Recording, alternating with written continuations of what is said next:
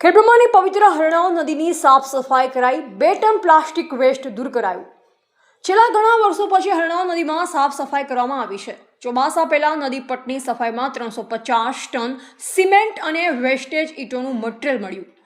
ખેડબ્રહ્મા નગરપાલિકાના આરોગ્ય વિભાગ દ્વારા ચોમાસા પૂર્વે હરણાવ નદીના પટમાં સ્વચ્છતા અભિયાન હાથ ધરવામાં આવ્યું હતું।